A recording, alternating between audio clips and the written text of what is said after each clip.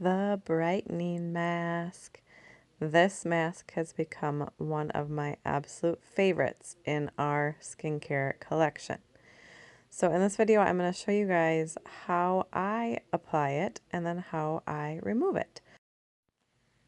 So an even application of this mask is very important. It's going to make for a much easier removal. So I am using our applicator tool, which really makes it so easy, effortless to get it applied at a good consistency. I also want to point out that I'm focusing a lot on getting a nice application around my nose. That area of our face can really, the skin can get dull. So I make sure that I get it in all the kind of creaks and crevices around my nose. I also make sure that all the lines that I do on the outer edge, my jawline, around my chin, around my eye sockets, are really nice clean lines. And again, I do that because it's also going to make for a much easier removal. This applicator tool has a rubber tip to it, so it's really pliable, but it also gives you really good control of where you're putting the product. So once I get it into all the creaks and crevices on the lower half of my face, I'm going to go up to my forehead. And then I really want to make sure that once I get the majority of my face covered, I go around the edges where my eyes are and down the bridge of my nose to make sure that the whole mask connects and turns into one. So that again, with removal, you're going to have it come off in more likely one piece.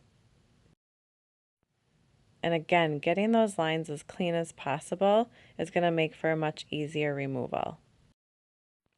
Here comes your 15 to 20 minutes of dry time, so go grab your favorite toenail polish and give yourself a mini pedicure.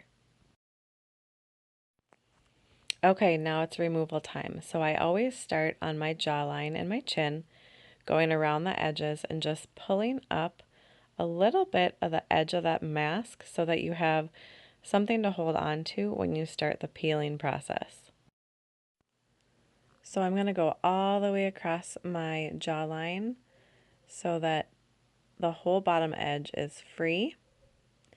And then once I start the peeling process, you're going to want to hold on to a good size amount. And then as you peel, you're going to keep your fingers close to your face and just kind of regrip and peel so that the mask comes off in one piece instead of ripping and coming into a bunch of small pieces. So once you get to the nose area, you're going to have to do a little bit more freeing up on the edges and then just continue upward towards your forehead. And again, I'm keeping my fingers really close to my skin, letting go of the mask and re-gripping it close to your skin so that you don't rip the mask.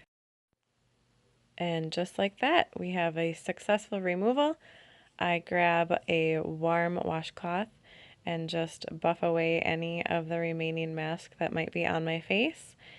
And I feel amazing. My skin feels amazing. You may notice a little bit of redness after using the brightening mask, but that's a totally normal reaction and it will not last. It will go away. I absolutely love the way my skin feels and looks after using this mask. I hope this tutorial helped and I hope you love your results as much as I do.